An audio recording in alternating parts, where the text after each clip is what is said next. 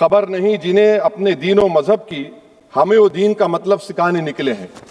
उम्मुल किताब कुरान है, हम कुरान की इबादत नहीं करते, कुरान अल्लाह का बिजावा कलाम है। फरेब देकर जमाने को पारसा ना बनिए, इन्हें कहो कि वो बंदा बने खुदा ना बने, अमीर शहर यही चाहता या हजरत कि हमारी चीख गले में रहे सदा ना बने।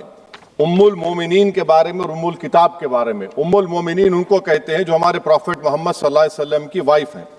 वो हम तमाम मुसलमानों की माँ, हम उनको तस्वुर करते हैं कि भारत जिंदाबाद, हिंदू मुसलमान जिंदाबाद, दलित जिंदाबाद, ईसाई जिंदाबाद, आदिवासी जिंदाबाद, जो किसी खुदा को नहीं मानते वो भी जिंदाबाद। आपके प्यारे वीर और जिना की पार्टी ने नॉर्थ वेस्ट फ्रंटियर, सिंध और बंगाल में मिलकर हुकूमत चलाई। अगर दस्तूर का ये पहला सफा ये बात करता है तो फिर कैसे किसी शहरी को किसी खुदा, देवी, देवता की इबादत करने पर या सजदा करने पर मजबूर किया जा सकता है? दरअसल कौम परस्ती को, वतन से मोहब्बत को मजहब में तब्दील कर रहे और फिर यहां पर बोल रहे कि अगर भारत में रहना है तो वंदे मातरम गाना पड़ेगा। भाई ये तो संविधान के खिलाफ है, सुप्रीम कोर्ट के जजमेंट के खिलाफ है। और हमारे प्रॉफिट मोहम्मद सल्लल्लाहु अलैहि वसल्लम जब मदीने को गए तो उन्होंने उस वतन के लिए दुआ की, कहा कि अल्लाह मदीने की मोहब्बत हमारे दिलों में और इजाफा कर दे, मक्के से ज्यादा कर दे।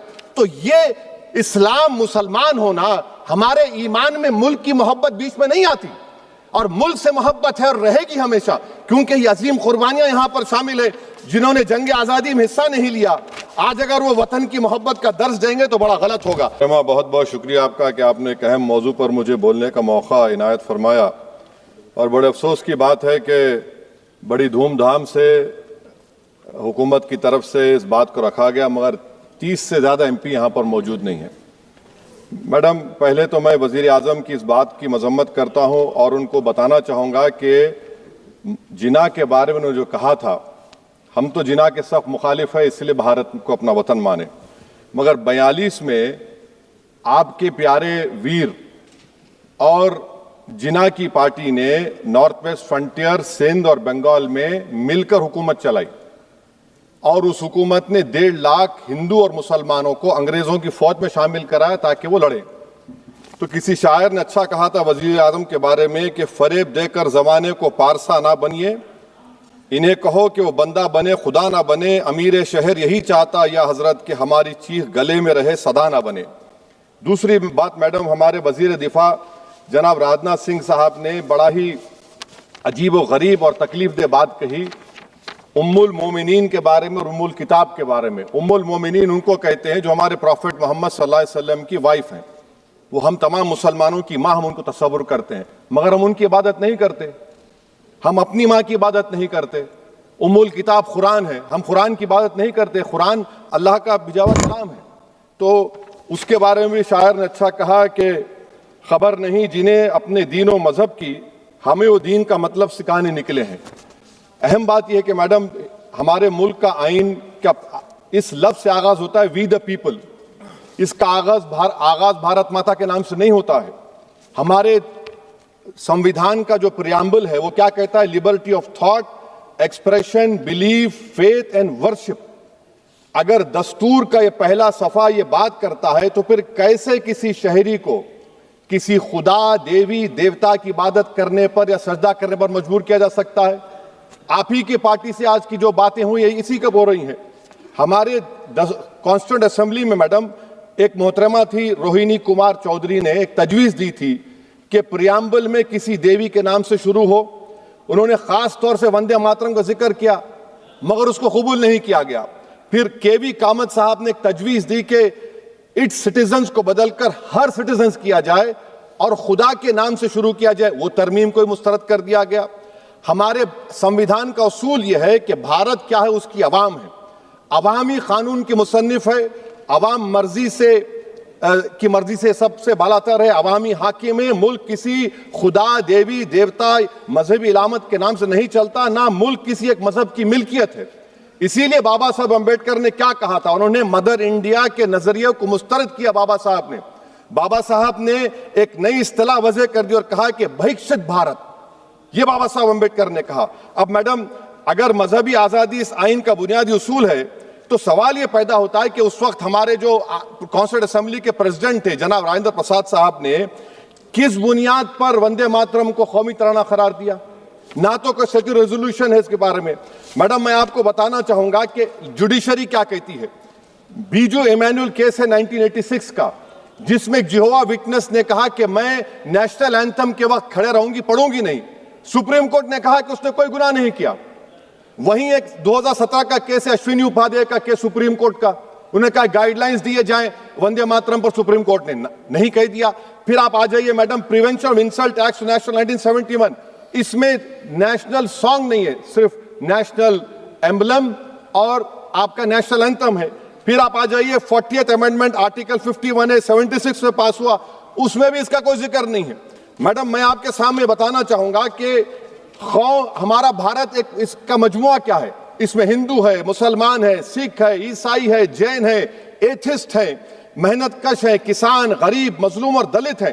मगर अगर जो तकारीर आज हमने यहां पर सुनी और बाहर जो सुनते हैं, अगर भारत को देवी कहने और उसके आगे सजदा करने, तो दरअसल कौम परस्ती को, वतन से मोहब्बत को मजहब में तब्दील कर रहे, और फिर यहां पर बोल रहे कि अगर भारत में रहना है तो वंदे मातरम गाना पड़ेगा। भाई, ये तो संविधान के खिलाफ है, सुप्रीम कोर्ट के जजमेंट के खिलाफ है।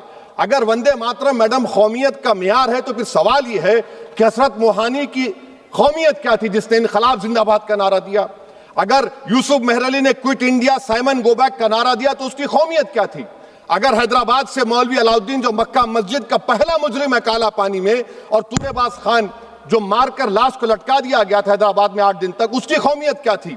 अगर इनायतुल्लाह काफी जो जिहाद का फतवा अंग्रेजों के खिलाफ दिया मुरादाबाद में, जब उनको 2 दिन में फांसी की सजा दी गई, और जब फांसी की सजा के ओर जा रहे हैं तो इनायतुल्लाह मौलाना काफी की जबान पर क्या था? वो रसूलुल्लाह हमारे प्रॉफिट की नात पढ़ रहे थे। क्या पढ़ रहे थे?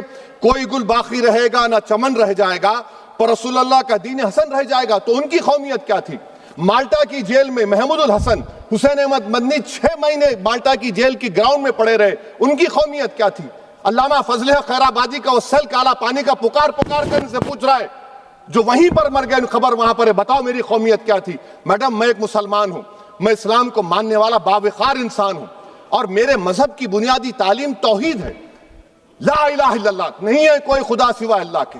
और कुरान में अल्लाह क्या बोल रहा? इय्याका नाबुदु इय्याका नस्तईन, तुम मेरी इबादत करो, मुझे मानो। मुझे कहां से मिल रहा? आर्टिकल 25 से मिल रहा है। मुझे कहां से मिल रहा है? Liberty of thought, expression, belief, faith and worship से मिल रहा है। तो इसको जोड़ना ये बहुत ही खतरनाक होगा। और हमारे प्रॉफिट मोहम्मद सल्लल्लाहु अलैहि वसल्लम जब मदीने को गए, तो उन्होंने उस वतन के लिए दुआ की, कहा कि अल्लाह मदीने की मोहब्बत हमारे दिलों में और इजाफा कर दे, मक्के से ज्यादा कर दे। तो ये इस्लाम, मुसलमान होना, हमारे ईमान में मुल्क की मोहब्बत बीच में नहीं आती, और मुल्क से मोहब्बत है और रहेगी हमेशा, क्योंकि ये अजीम कुर्बानियां यहां पर शामिल है। जिन्होंने जंग आजादी में हिस्सा नहीं लिया, आज अगर वो वतन की मोहब्बत का दर्ज देंगे तो बड़ा गलत होगा। मैडम, मैं आपके सामने एक चीज पढ़ूंगा। 1937 रविंद्रनाथ टैगोर ने लेटर लिखा सुभाष चंद्र बोस को, मैं सिर्फ किसी ने नहीं पढ़ा ये। क्या कहा टैगोर साहब ने? But parliament is a place of union for all religious groups and there the song cannot be appropriate. When Bengali Muslims show sign of stubborn fanaticism, we regard it intolerable. When we too copy them and make unreasonable demands, it will be self-defeating. ये मैं इसको ले करूंगा madam, आप देख लीजिए। फिर दूसरी तरफ मैडम आप आ जाइए, मैं यहाँ पर बैठकर, हाँ, जितने तकारीर यहाँ पर हुए सब जनगण मन पर तनकीद किए। तो मैडम मुझे ये कहना पड़ेगा कि जनगण मन पर आप लोग इतनी तकलीफ क्यों उठा रहे हैं? आखिर इतनी तकलीफ क्यों है? तो मैं जब जाकर देखा तो मुझे 28 दिसंबर का ऑर्गेनाइजर मैगजीन का आर्टिकल मिला, जिसमें ऑर्गेनाइजर लिखता है कि what is the moral sanction behind government choice of Janagana Mana, except that it can be made an item of entertainment at the sumptuous parties thrown by government officials. आप बताइए, इसका बोलेंगे आप? और फिर उसके कैंड कैसा करते हैं? It will mean we can not love our motherhood. Madam please, it will mean that Vande Mataram is buried alive with the word Jan Gan Mana on the tombstone, for the tomb will also be of Jan Gan Mana of the will of the people. इस पर आप क्या बोलेंगे?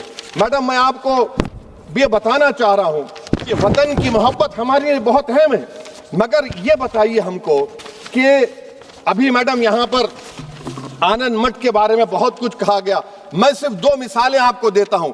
आनंद मठ के page number 70 और 80 को पढ़ लीजिए। इसके बाद सनातन जहां मुसलमानों के घर पाते थे इन्हें आग लगा देते थे। आप पेज नंबर 98 पढ़िए, हमें सिर्फ इन मुसलमानों को जड़ से खत्म करना है क्योंकि खुदा के दुश्मन बन चुके हैं। फिर आप पेज नंबर 115-16 दीजिए, फिर मुख्तलिफ इलाकों में मुसलमानों को सदा देने के लिए भेजे जाते, जहां मुसलमान आबादी नजर आती जला दिया जाता। फिर आप देख लीजिए मैडम, सफे नंबर 120 पेज 120, बंकिम लिखते हैं कि सनातियों को मालूम नहीं था कि अंग्रेज हिंदुस्तान को निजात दिलाने वाले हैं। ये आप क्यों कर रहे हैं? अब आप मैडम, मैं आपको पेपर्स दे कर दूंगा। मैडम, भारत में हमारी आजादी इसलिए आई और बरकरार रही कि हमने मुल्क और मजहब को एक चीज नहीं बनाया। हमने ऐलान किया कि हमारी मुल्क मुख्तलिफ तबकात मज़ाहिब पर मुश्तमिल है, हमारे मुश्तरका तकदीर हमारी कौमियत का सरचश्मा है, यह खास जबान सखावत मजहब नहीं है।